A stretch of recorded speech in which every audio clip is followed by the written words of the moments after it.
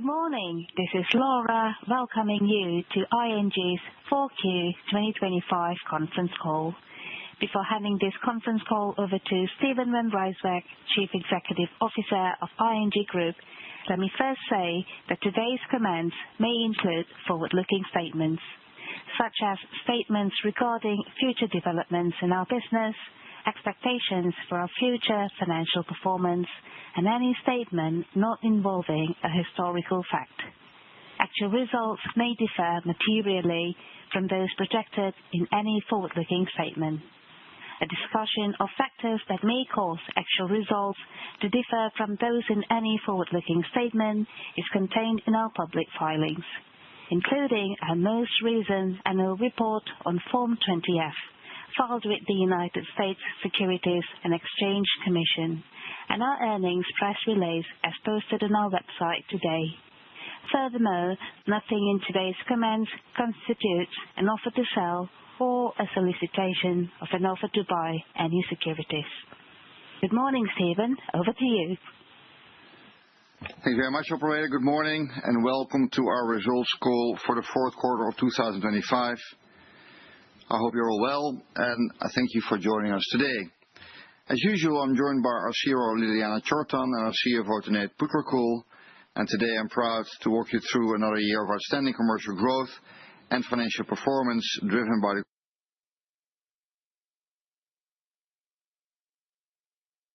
2026, and I will also share our updated and upgraded outlook for 2027, which further underlines the strength and resilience of our business. After that, Tanate will give you more insight into our income and cost expectations for 2026 and present the quarterly financials. And as always, we will be happy to take your questions at the end of the call. And with that, let's now move to slide 2. This slide highlights the continued commercial momentum we saw in the fourth quarter with outstanding growth across all key markets. We added more than 350,000 mobile primary customers during the quarter, bringing total growth for the year to over 1 million, fully in line with the ambitious target we set at our Capital Markets Day. Loan growth was also robust, with absolute growth doubling versus the prior year and resulting in an 8.3% increase since the start of the year. In the fourth quarter alone, retail banking delivered 10.1 billion in net core lending growth, driven mainly by residential mortgages. Wholesale banking added 10.3 billion, supported by strong demand in lending and working capital solutions as our clients' financing needs increased. We also saw healthy deposit developments. The deposits rose by 38.1 billion for the full year, or 5.5%. In the fourth quarter, retail banking contributed 11.3 billion, benefiting from targeted campaigns and normal seasonal inflows, and wholesale banking recorded a small net outflow, mainly due to lower short-term balances in our cash pooling activities. Fee income also continued the positive trends. For the full year, fees grew by 15%, supported by continued customer growth and increased cross-sell, essentially doing more business with more customers. And the fourth quarter also included a one-off benefit of 66 million. All of this translated into very solid financial results. Our return on equity for 2025 was 13.2%, well above the guidance provided at the start of the year. And finally, we remain fully committed to supporting our clients in their sustainability transitions. Our total sustainability volume mobilized reached 166 billion for the year, representing a 28% increase versus 2024. Now let's move to the next slides to look at how the commercial momentum drove our financial performance.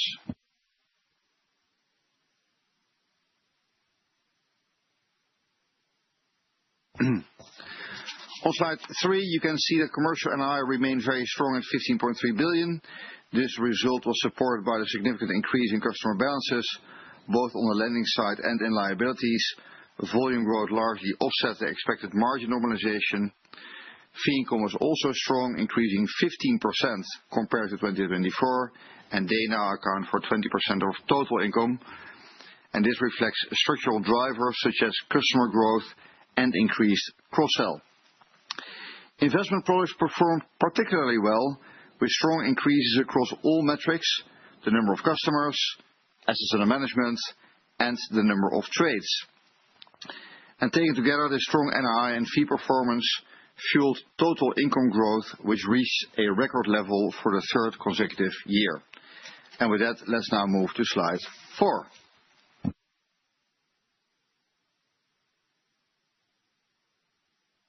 On this slide, we highlight actions taken to strengthen operational leverage, reinforcing the disciplined approach to cost management. We continue to invest in growth and diversification while increasingly leveraging new technologies. We were able to offset these investments by enhanced operational efficiency as our model becomes more scalable. In 2025, for example, we reduced customer friction by increasing the share of customer journeys handled without any manual intervention. We also introduced our chatbot in 7 retail markets, providing customers with faster and more accurate answers in their questions and resulting in annual savings as a large part of the chats are resolved without any human support. These improvements have contributed to a customer experience that is highly appreciated as reflected in our strong NPS positions across all markets. In retail banking, we maintained our number 1 position in 5 out of 10 markets, and in wholesale banking, we achieved an NPS of 77, demonstrating both the quality of our client service and the value of our continued investments in expertise and sector knowledge. And our investments in scalability are also translating into higher efficiency, and this is visible in our FTE over customer balances ratio, which has improved by more than 7% since 2023. Then we move to slide 5, where we show how our robust commercial growth, strong development of total income, and proactive cost measures have resulted in strong capital generation.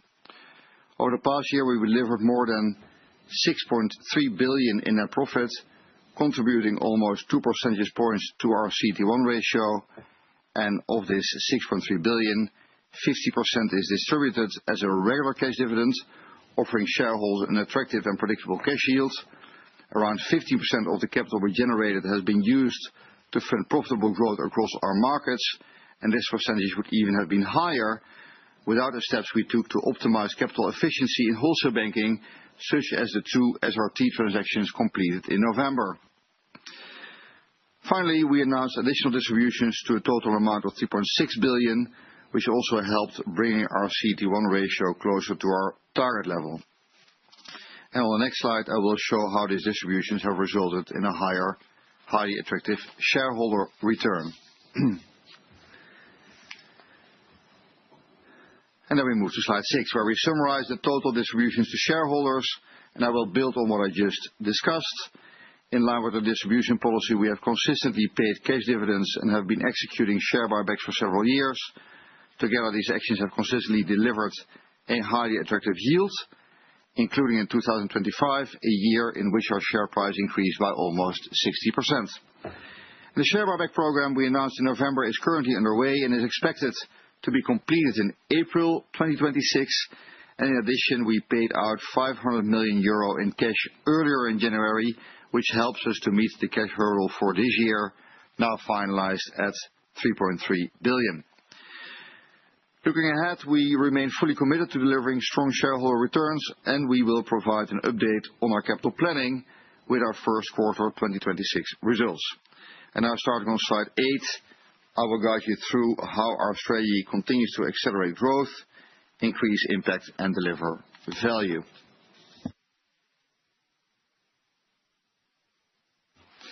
Now, on this slide, and I'm talking about slide 8, we highlight our key strategic priorities supporting our Growing the Difference strategy, building on our successes over the past years.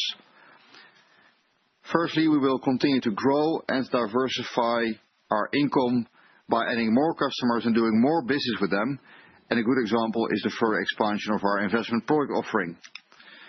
We have also introduced a subscription model for retail clients in Romania, and we will roll out this concept in other markets as well, which will help grow income from daily banking services. Our affluent customer base continues to grow rapidly, and we see further growth potential, and we're targeting this with dedicated propositions designed specifically for their needs.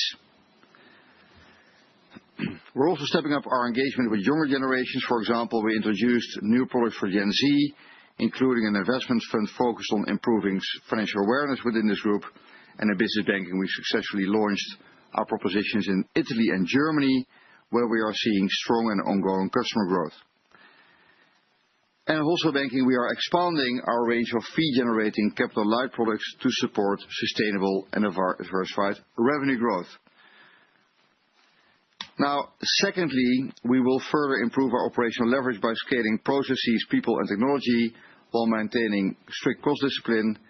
The further utilization and scaling of GenAI will enhance efficiency and will help us to reach our FTE over customer balances target ahead of schedule. Finally, we remain firmly focused on generating strong capital going forward, and our allocation priorities are well defined in that regard.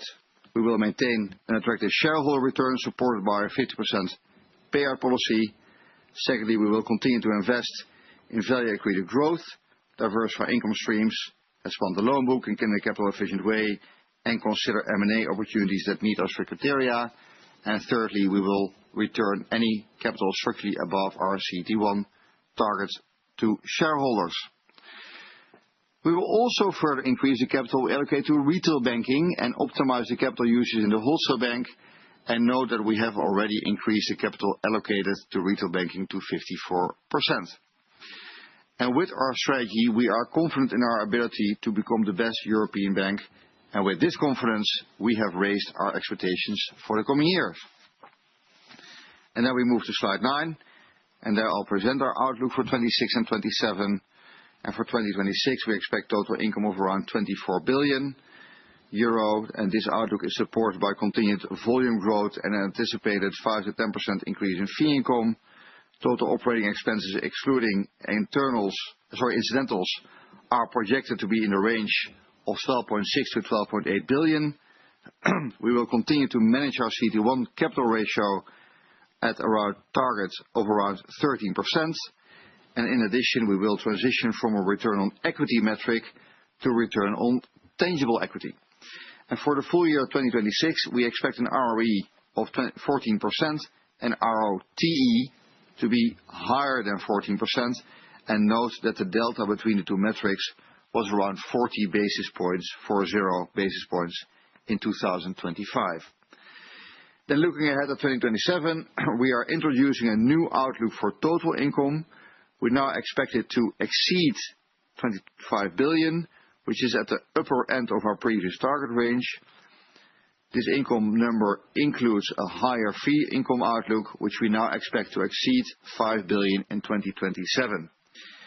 And we've moved away from the cost-income ratio and instead provide a clear, hard outlook for operating expenses, again, excluding incidentals, of around 13 billion, 13. And this reinforces our continued focus on cost discipline and operational efficiency. And taken together, this outlook translates into a return on equity of 15% and a return on tangible equity of more than 15%. And now I'll hand over to Tanate, who will give more insight on our outlook for 2026 and who will walk you through the fourth quarter financial results in more detail, starting on slide 10. Thank you, Steven. As this is the last time I'll talk you through these numbers as the CFO of ING, I'm very pleased that I can close on such a strong result and provide you with an upgraded outlook.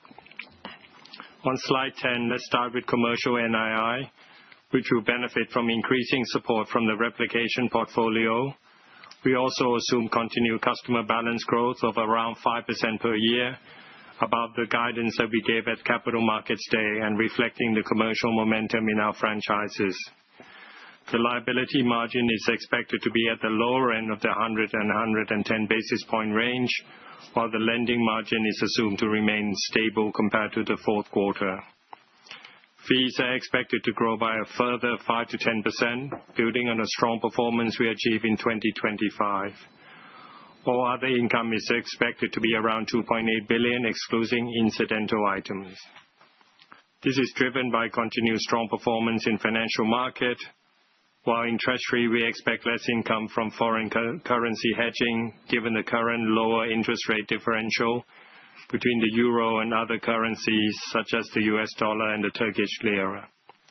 Based on the current rates environment, taking 2024 last quarter as a run rate would be a fair starting point. Taken together, total income is expected to reach around 24 billion in 26, and then on the next page I'll walk you through the drivers behind the expected cost development.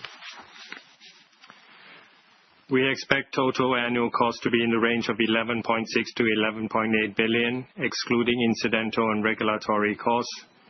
The main driver of the increase remains inflationary pressure, which will again predominantly impact staff expenses. We will also continue to make selective investment to support business growth and further improve efficiency, as Stephen highlighted earlier. These investment costs will be more than offset by operational efficiencies driven by increased scalability of our processes, people and technology, further utilization and scaling of Gen AI, and continued optimization of our footprint. Given the strong income outlook, this modest cost growth results in a positive jaw for the year. Now let's move to the quarterly financials starting on slide 13. On slide 13, you can see that our commercial NII increased, driven by very strong volume growth and a slightly higher lending margin, while the liability margin remains stable. Fee income continues its upward trend, driven by customer growth and strong performance in investment products and insurance. This is more than offset by lower fee income in wholesale lending. As a reminder, fee income in the fourth quarter included 66 million one-off in Germany. All other income was supported by continued strong results in financial markets, although seasonally lower compared to the previous quarters. As a whole, total income came in 7% higher than the same period last year. Now moving to slide 14, where we will show the development of customer balances. As you can see, we delivered another quarter of strong loan growth across both retail and wholesale banking. Net core lending increased by 20 billion euros. Retail banking contributed 10.1 billion, driven by continued mortgage growth, increases across both business lending and consumer lending portfolios. Wholesale banking also posted strong growth of 10.3 billion, reflecting strong performance in lending and somewhat elevated client demand in working capital solutions. On the liability side, core deposit increased by 9.5 billion. Retail banking drove the bulk of the growth, particularly in the Netherlands, Spain, and Poland, which benefited from targeted campaigns and seasonal inflows. Wholesale banking saw a small net outflow as increased deposit volume in PCM were more than offset by lower short-term balances in our cash pooling business.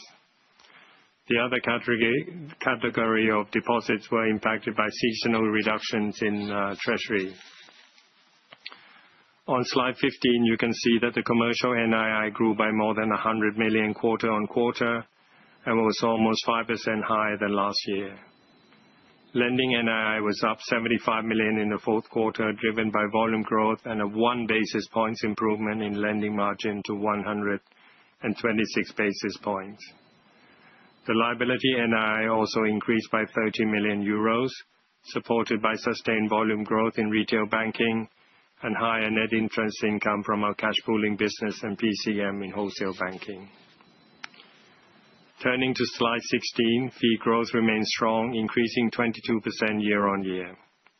Excluding the 66 million one-off retail banking fees in Germany, fees grew by 17% compared to last year. This was driven by structural factors such as continued customer growth, significantly high insurance fees, and increase in daily banking fees. Investment products also performed really well across several metrics. For example, 9% growth in customers, 16% growth in asset under management, of which roughly half came from net inflows, and 22% more trades. Although wholesale banking fees decreased sequentially, wholesale still delivered a strong quarter, supported by solid results in financial market and corporate finance. Slide 17 showed the development of all other income. Income in financial market is mostly driven by client activity. We continue to support our clients through volatile market conditions, mostly with foreign exchange and interest rate management. Treasury was impacted by lower results from foreign currency hedging. Next, slide 18. Expenses, excluding regulatory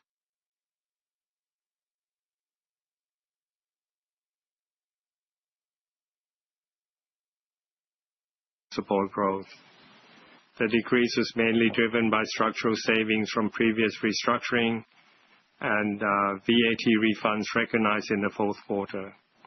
These effects more than compensated for wage inflation and ongoing investments in customer acquisition and product development, including expanding our offering for new customer segments. Regulatory costs include the annual Dutch bank tax, which is always fully recognized in fourth quarter and then allocated across segments. Incidental item related mostly to restructuring provision for planned FTE reductions in corporate staff and retail banking. Once these are fully implemented, these measures are expected to generate approximately 100 million in annualized cost savings. When excluding these incidental items, we ended the year with expense below the outlook range we provided earlier. Now let's move on to risk costs on the next slide. Total risk costs were 365 million in the quarter, equivalent to 20 basis points of average customer lending.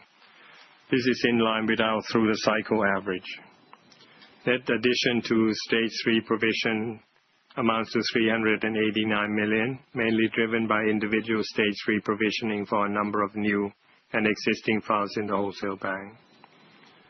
This was partly offset by releases of existing provision due to repayments, secondary market sales, and structural improvements. As a result, the Stage 3 ratio increased slightly.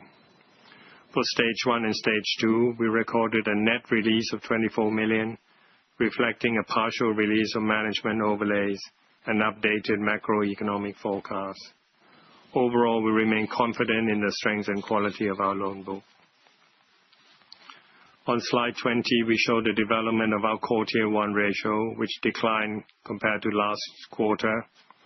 Core Tier 1 decreased, reflecting the 1.6 billion distribution that was partly offset by the inclusion of our quarterly net profit. Risk-weighted assets increased by 4.5 billion this quarter.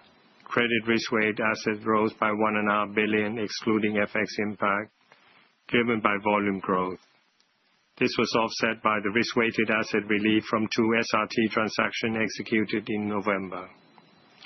Operational risk-weighted asset increased by 2.2 billion, while market risk-weighted asset increased by €500 million.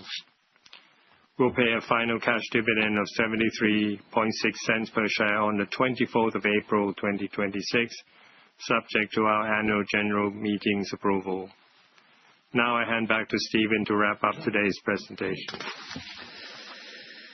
Yeah, thank you, Tanate. And for the ones who have been here longer with us, this is Tanate's last analyst presentation.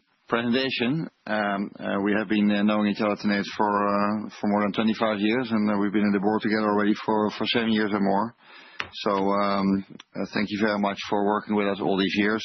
Tanate will still be with us until the AGM of 2025, which will take place in April. But I just want to take the opportunity also here to thank Tanate, also for the friendship, also for the leadership and the sharp mind that you have here with us. And I'll come sure visit you when you're back in Thailand at some point. So prepare for that. Now we move to Q&A, but let me recap the key takeaways from today's presentation. We have delivered another strong quarter and year, successfully executing our strategy, accelerating growth, increasing impact and delivering value. We achieved a record total income for the third consecutive year. We maintained cost disciplines and operational efficiency gains, and they more than offset our investments in business growth. We delivered another strong year of capital generation and returns, enabling continued attractive shareholder distributions. With our strategy, we remain confident in our ability to stay on track to become the best European bank. With this confidence, we have upgraded our expectations for the coming years with a very strong outlook for 2026 and a more ambitious but realistic outlook for 2027. With that, I would like to open the floor for Q&A. Operator, back to you. Thank you. Ladies and gentlemen, if you would like to ask a question, please press star one on your telephone keypad. In the interest of time, we kindly ask each analyst to limit yourself to 2 questions only. Thank you. We will now take our first question from Benoît Pétrarque of Kepler Cheuvreux. Your line is open. Please go ahead. Yes, good morning. All the best, Tanate. I guess you will not miss the Dutch winter, but after in Thailand. So it's an interesting time to live, actually. It's the first quarter I actually see the volume growth benefiting fully the commercial NII, as the negative effect of lower interest rates is getting smaller. I was wondering on the guidance of 25 billion total income, what type of assumption do you take on growth? I think you've put somewhere in the slide 5% volume growth. I was wondering if that's the right number, given you are growing actually more than 5%. And also, second question is on liability margin assumptions in your more than 25 billion total income. Wondering where you stand on 27 or on liability margin. And then maybe on wholesale banking, where are you on the risk-weighted assets growth plan for the wholesale? I think you were planning some optimization there, but I do see wholesale growing quite sharply again in the fourth quarter. So where do you see growth in wholesale going forward? Thank you.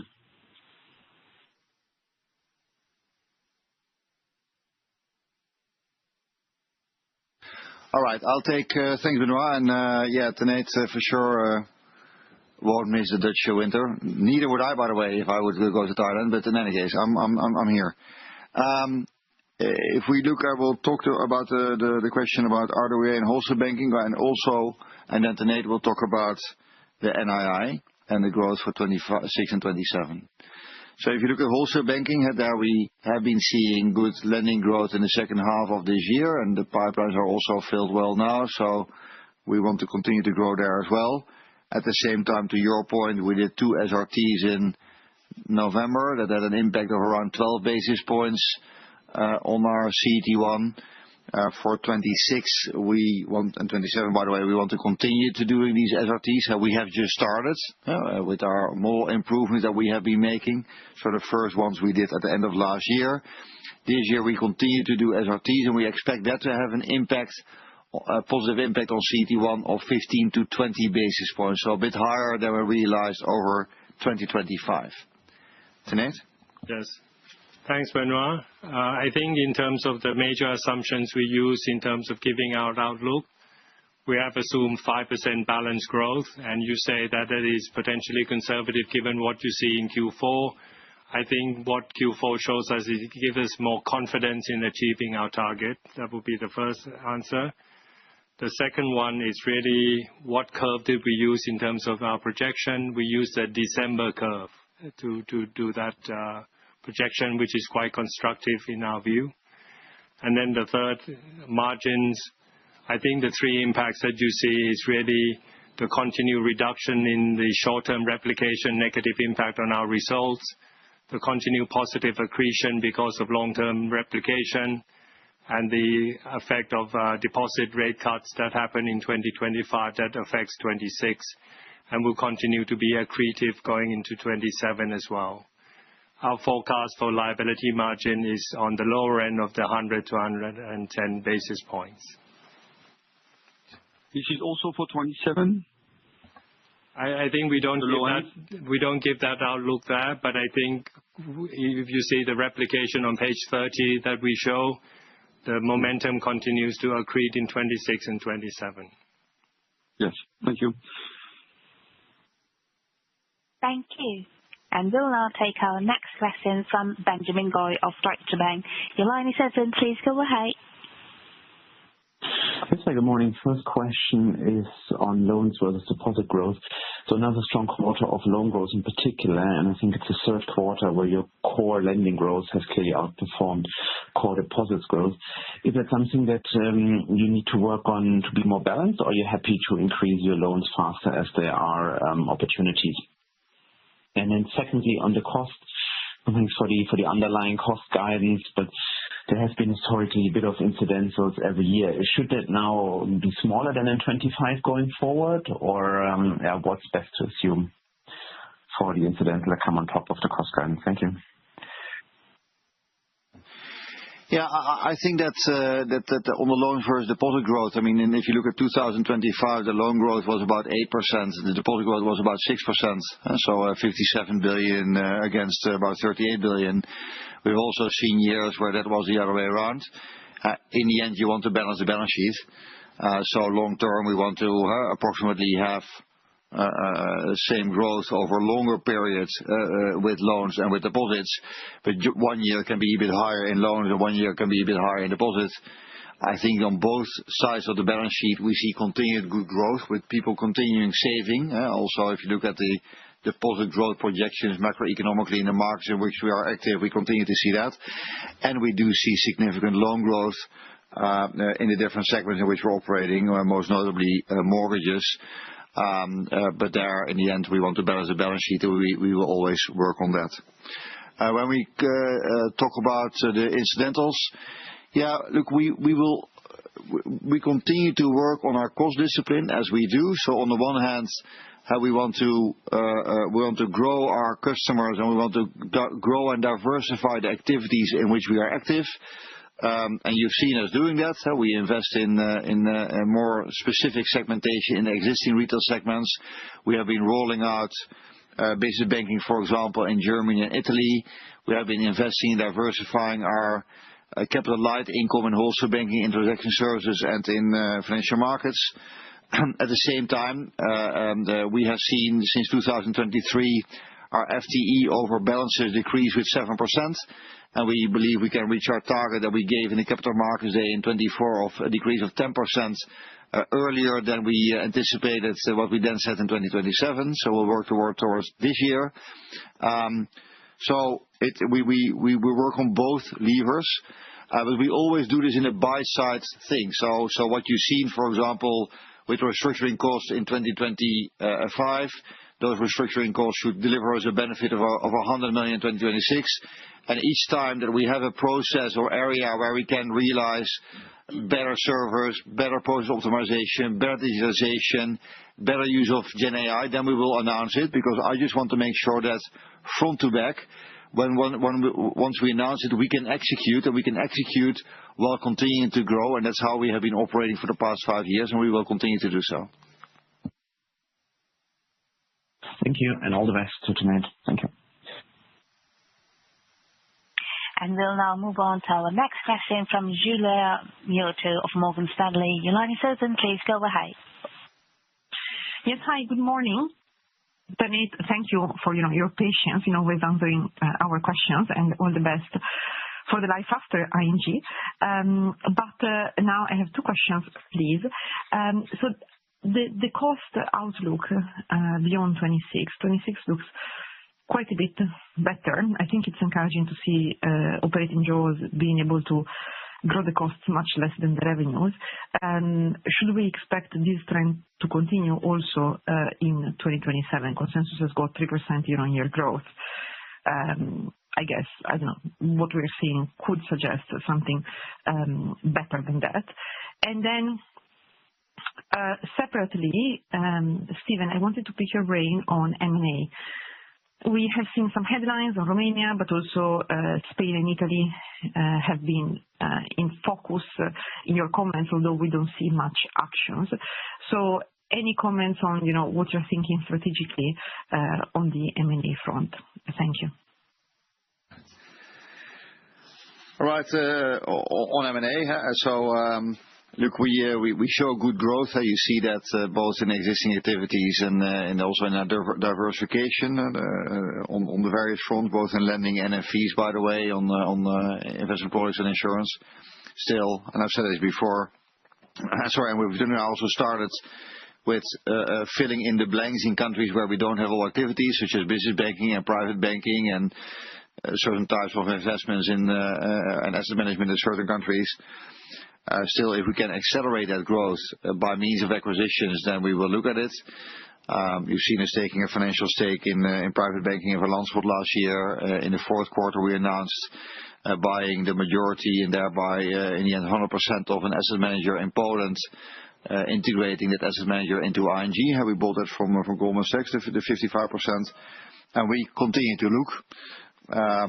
We don't comment on individual markets. Also in Romania, what I can say is that the business is successful. We have been increasing the numbers of customers that we serve. We have been growing, again, also lending, deposits and fees. And we have a very strong return on equity there. We consider ourselves one of the most successful, if not most successful bank in that country. But also there, if we can have opportunities to increase scale or add segments that we do not have, we will look at that as in any other market. And then the caveat, it needs to fit. It needs to add to that local scale and diversification. And we want it also to be accretive for shareholders. And that's the construct in which we're working and which we're willing to consider M&A. Tanate, the jaws. Yes. I think given the outlook, we have now turned the corner in terms of positive jaw for 26, and we're confident that we'll continue that positive jaw in 2027. If you look at the three drivers of our cost growth in 27, the first one is inflation impact, which we expect that the stickiness of inflation impact should moderate in 27 compared to 26. We will continue to invest in our franchise, in client acquisition. In fact, if we can do more, we would do more in terms of accelerating our client acquisition. We have some big programs in terms of investment, financial market infrastructure, payment capabilities, investing in segments that we are not currently present, as Stephen has mentioned. And if you have seen in our 26 guidance, we upgraded our ambition in terms of cost reduction from 2% to 3%. So that trend is expected to continue into 2027 as well. Thanks. So I take away that probably growth will be more modest than what the street expects in 27. You can do your analysis, Julia. We've given our guidance. Thank you. Tanate didn't even blink when he answered that question. Thank you. And we'll now move on to our next question from Tarik El Mejjad of Bank of America. Please go ahead.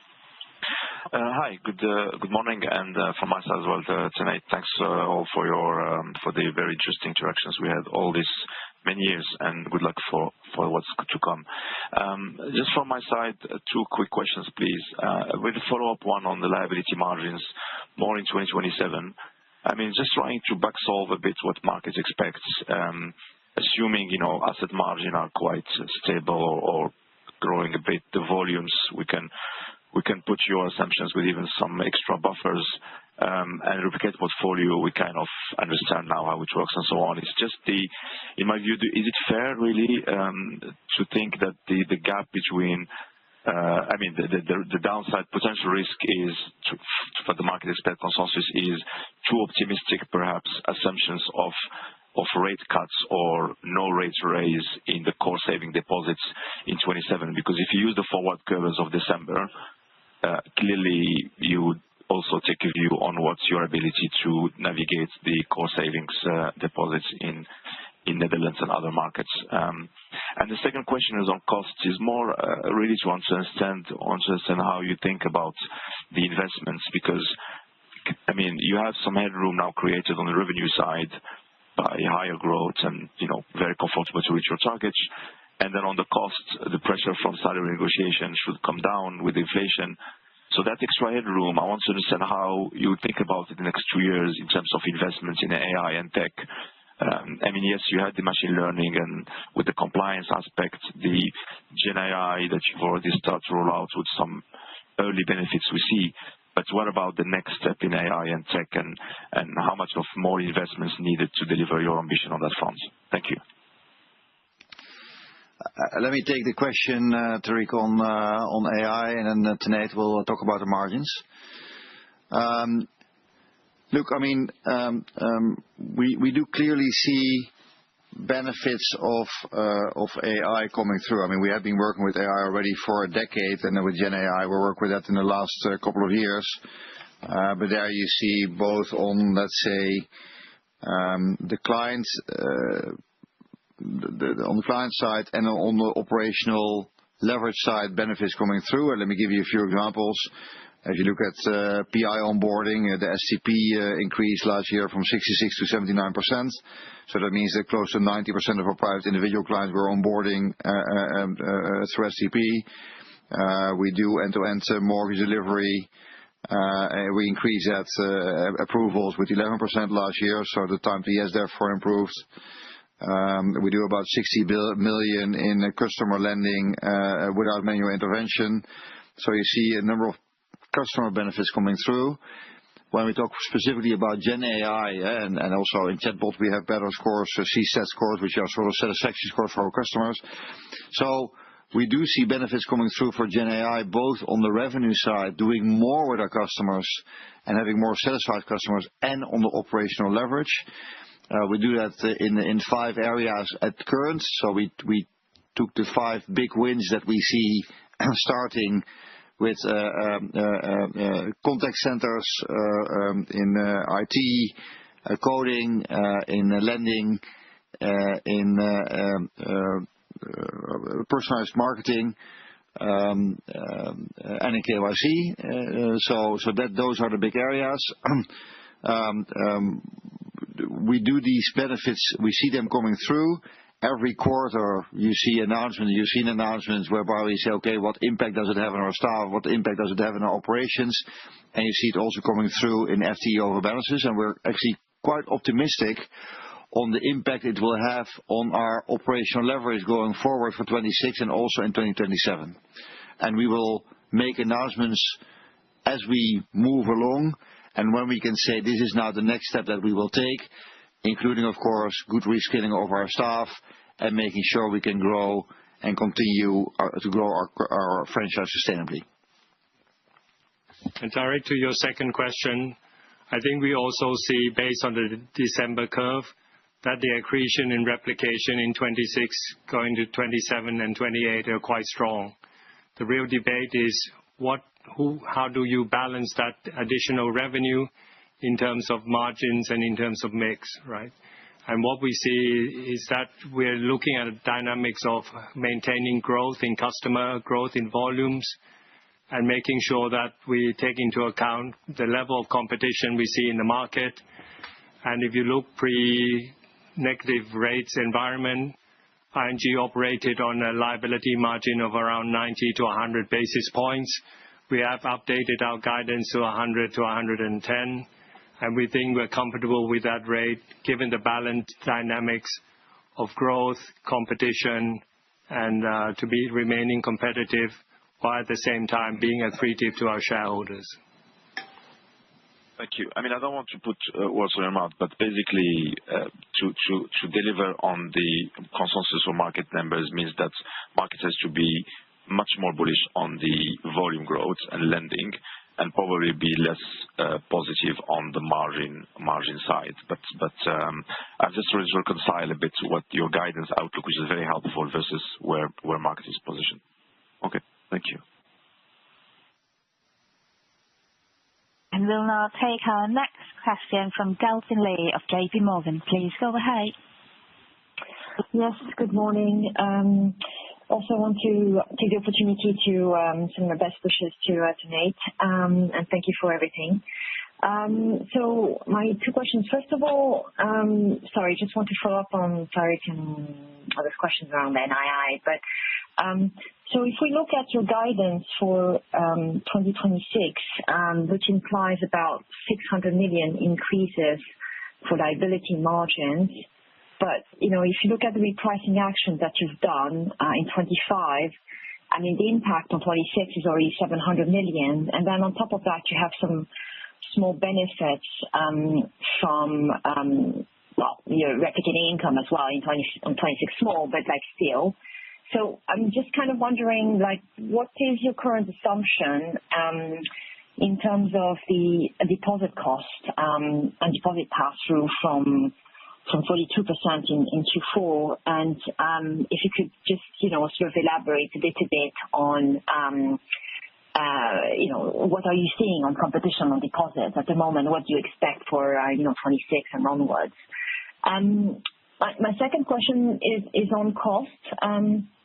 So, you've done a good job at trying to kind of contain a little bit inflation with, the savings. I'm just trying to understand a little bit if 2-3% is really kind of the run rate that we should expect even beyond 27. Is that something that you're trying to achieve in the long run? Just trying to kind of understand a little bit the moving parts of that cost number. If you've provided this for 26, but just even beyond that, what are the savings? You've mentioned a couple of benefits from FTE reductions, but just kind of trying to quantify a little bit, what else can we expect in the long run? Thank you. All right, thank you very much. I think that on the costs, you see the effects of our digitalization and scalability now really take shape. We saw that now also in the fourth quarter, but also I'm pointing again at the FTE overbalances. You also now see that when we look at 2026 about the operational leverage and efficiencies that we have compared to the increase in investments. So the operational efficiencies are higher, and that's where we want to be. We want to make sure that when we make additional investments, we can have operational leverage that is higher than that. So that's maybe a little bit of direction to give you or guidance to give you in terms of where we want to end up. And indeed, therefore, you will see in 26 and 27 improved cost income to what we have been showing and positive jaws territory that we have now been gotten into, and I want to stay in that territory. And at the same time, we continue to want to grow our investments where we can grow our clients for long-term clients and shareholder benefit.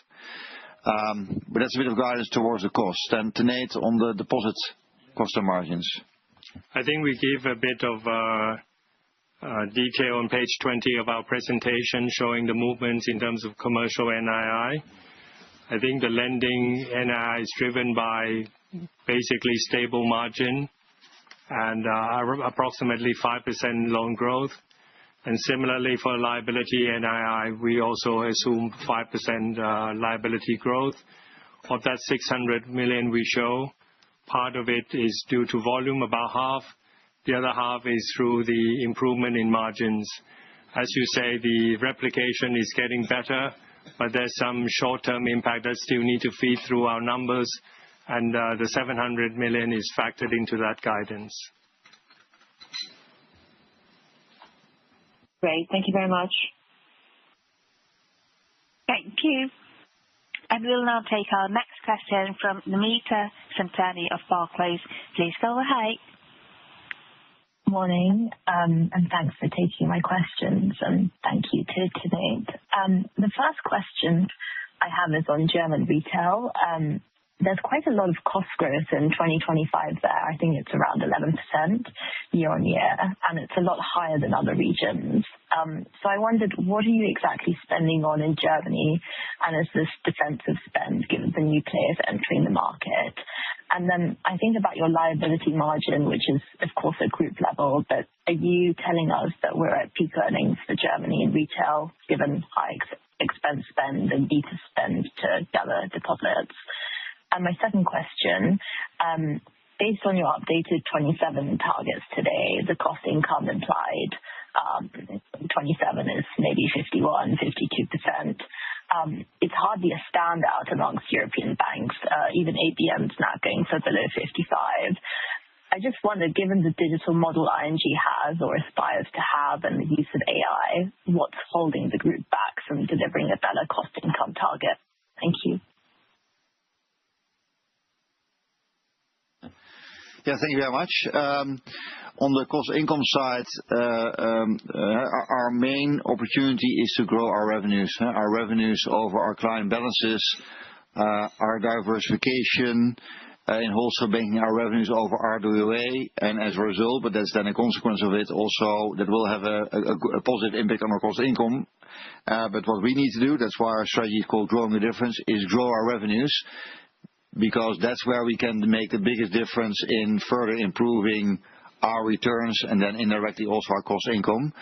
And so the digital model has brought us a lot in terms of presence in markets, but that's why we're talking about doing new activities in these markets or doing more with customers in these markets, because that is the next step in our evolution, what we're currently doing. Tanate? Yes, the German cost-income ratio is a robust one, despite the increase in investments that we make in Germany. One thing that you have to remember is that the client growth that we have, 1 million customer per year, a very significant portion comes from Germany, which is our main market. So that's why the investments in client acquisition, in creating new product, creating new segments is very strong in Germany. Very, very much like the rest of ING, seeing a turnaround in terms of the momentum, in terms of revenue and cost in Germany. And we do expect that the positive jaw will return to Germany in 2026, while continuing to invest in our franchise, both in terms of the fundamental platforms as well as client acquisition. Thanks very much. Thank you. And we'll now take our next question from Cyril Toutounji of BNP Paribas. Please go ahead. Hi, thank you for taking my questions, and good morning, everyone. So I've got two. One on lending margin. So we had an improvement this quarter, which is welcome, and I think pretty good news. And you're saying it's due to mortgages. I'm just curious in which market that happened, and if you can give us more indication whether this can continue maybe a bit. And the second one would be on deposit campaigns. Can you update us on the ongoing campaigns right now? And I don't know if you can give this indication as well, but should we expect more or less campaigns versus the 2025 run rate? Thank you.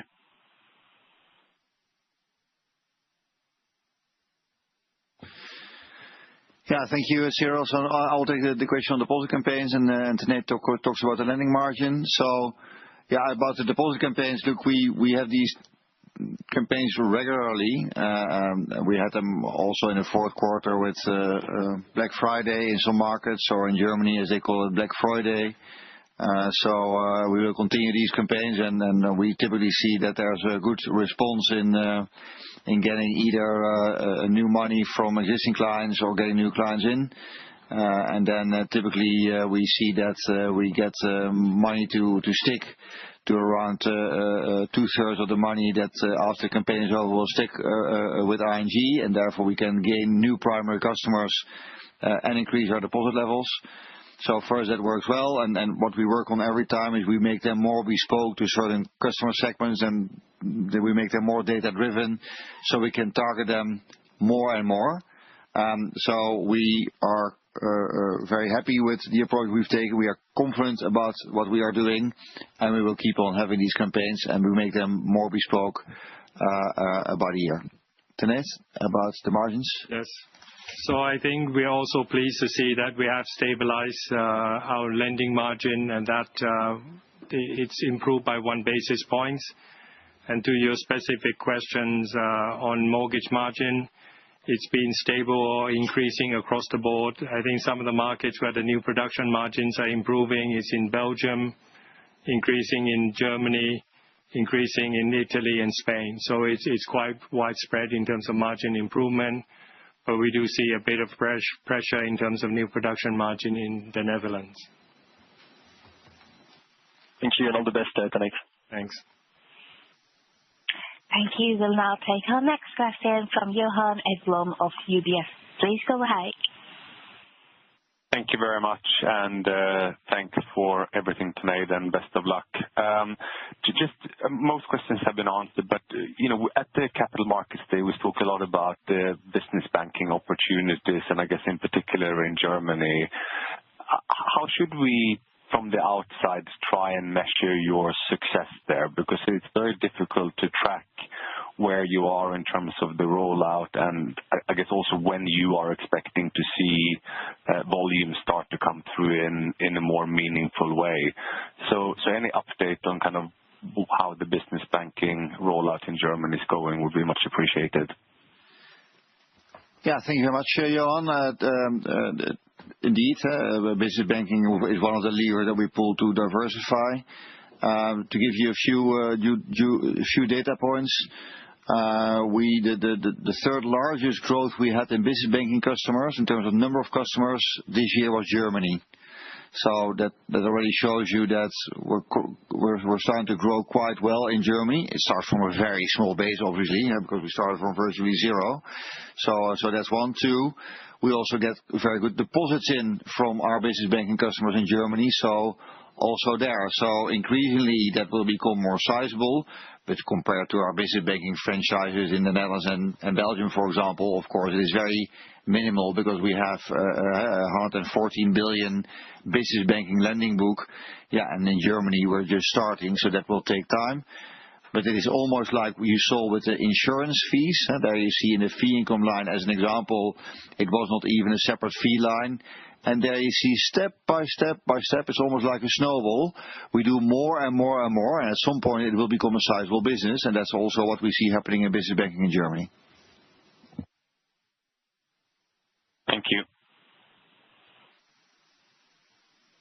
Thank you, and we'll take our next question from Shrey Srivastava of Citi. Please go ahead. Hi, and thank you for taking my questions, and thank you to Nate for answering all the questions over the previous quarters. I just want to look more top down because obviously following on from previous questions, we've talked about the upside on the replicating income versus your guided liability margin still at 100 to 110 basis points. Is your sort of 5% volume growth guidance predicated on further deposit campaigns to get you within this 100 to 110 basis points?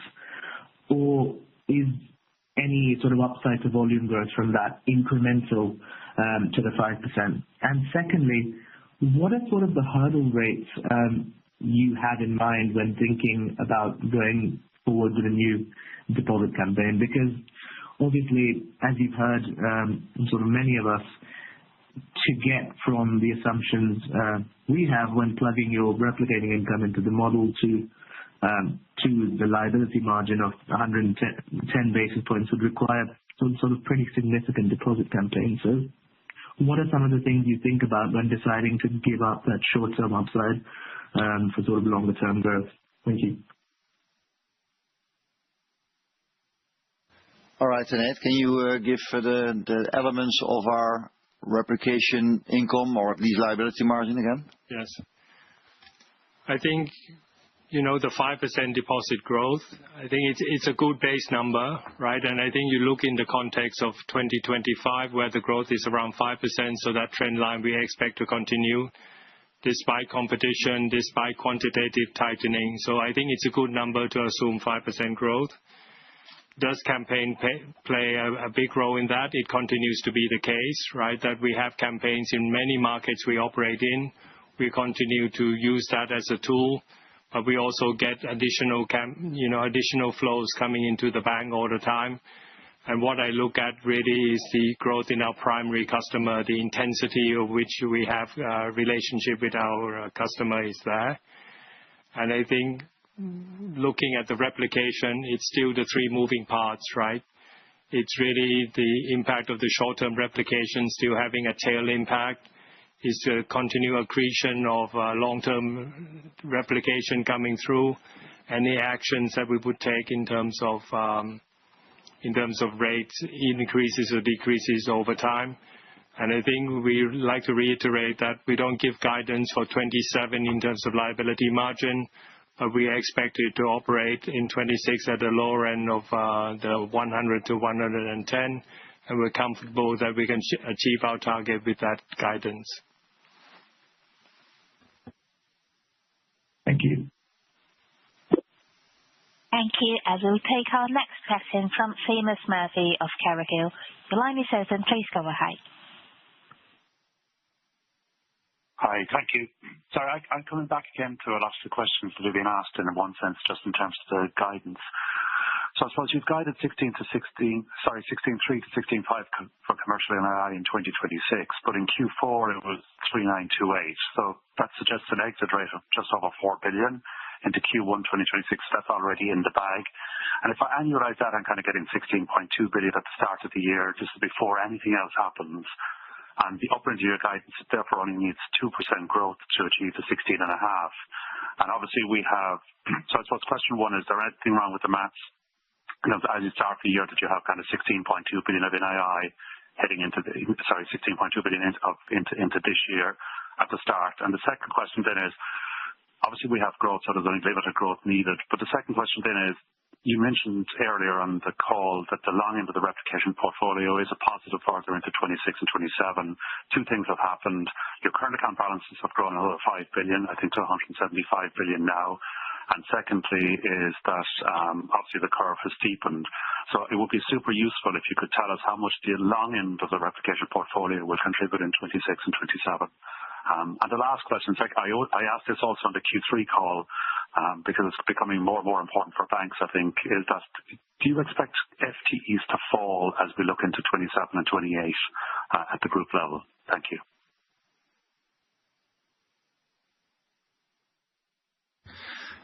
Thanks, Seamus, for your questions. Well, we do expect FTE over balances to fall. So this is about, of course, a continuous focus on growth, and then on a marginal basis, doing that with less marginal costs. And that's why we use the metric FTE over balances, whereby we continuously see an improvement or expect an improvement based on our digitalization and AI and Gen AI and better process management, as we have been doing over the past years. And that trend we see continuing. At the same time, we want to grow because we need to diversify and grow our revenues over our balances and our RWA. But from an FTE over balances perspective, we should see further improvements. Tanate, yes. How does it work with that? Yeah, Seamus, we will see each other in London, so we can go into a bit more detail. But I think it's a dangerous game to take Q4 and then extrapolating it. But I think if I look at full year to full year, the impact is over 1 billion euros, right? That's a 7% growth in net interest income, which I think is a strong number and strong guidance. And I also, we don't give replicated income in such details of how much the long end would contribute, except that we have disclosed in our presentation that 55% of our replication is long dated. And I also noted the fact that the drive of our primary customer is driving increasing current account, and that increasing current account means better margin. So we do recognize that. Thank you. Thank you. If you find that your questions have been answered, you may remove yourself from the queue by pressing star 2. And kindly be reminded, this is limited to a maximum of 2 questions only. Thank you, and we'll now move on to our next question from Anke Reingen of RBC. Please go ahead. Yeah, thank you very much for taking my questions. But firstly, thank you very much to Nathan and all the best. And then to the question. So firstly, can you just talk a bit about your expectation on lending volume growth in 2026? I guess the 5% applies here as well, but I suppose Q3, Q4, you've seen very strong growth. So where do you see sort of like the mix falling into 2026? I mean, I hear your margin comments, but maybe just more a bit in terms of the mix. And then you commented earlier on about the SRTs of 15 basis points benefit. Can I just clarify, is that per year or is that over the 2 years, 26 and 27? Thank you very much. Thank you very much, Anke, for your questions. If you look at the SRTs, the impact in 25 was 12 basis points, and that impact remains there. So once we have taken, let's say, the first loss piece of our balance sheet, it will remain away or of our balance sheet. But in 26, we're going to do an additional number of SRTs that should benefit an additional 15 to 20 basis points on our CET1. And we, of course, will then also continue for 27 and thereafter, but on those years, we haven't yet given guidance. When we talk about lending growth, we see good growth across the board, and like you've seen in the third and the fourth quarter, that both in mortgages and in business banking and in wholesale banking, we continue to see good growth. The pipelines are good. Clearly, especially with the underlying macro drivers, there is shortage of housing in many of the markets in which we operate. In this case in the Netherlands, that is the case in Belgium, that is in Germany, that is the case in Spain. We have a total mortgage book of 370 billion. So we are a top 3 mortgage provider in the region, in Europe. And in many of the markets in which we're active, we see there are good macroeconomic fundamentals to continue that growth, low unemployment levels, good salary increase over the past couple of years, shortage of housing, lower number of people in individual households, so an increase in the number of households, and those fundamentals continue to be there. And that's why that is going to be a significant driver of the loan growth in 2026 and 27. Okay, thank you. Thank you. And we'll now take our next question from Matthew Clark of Mediobanca. Please go ahead.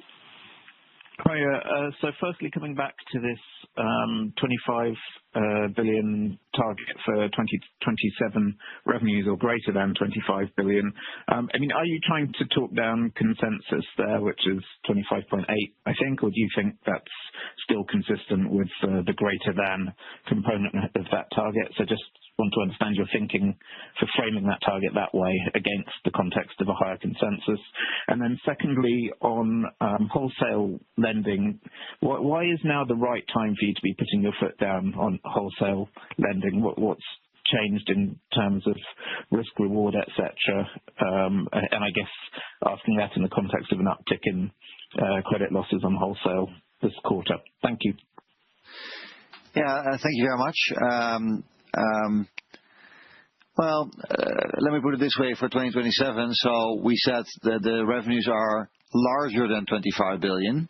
So we're confident about our growth, and we're also confident about 27. So don't forget the larger than sign in 25 billion for 27. But yeah, that's where we currently are. And we're very comfortable with that level. When you talk about wholesale banking lending, well, look, we had slow quarters in the first half of 2025, and then it picked up very well in the second half of the year. In the end, what we want to realize in wholesale banking is higher revenues over RWA and a higher return over RWA. And in that regard, we have been investing, and we are continuing to invest in transaction services and financial markets.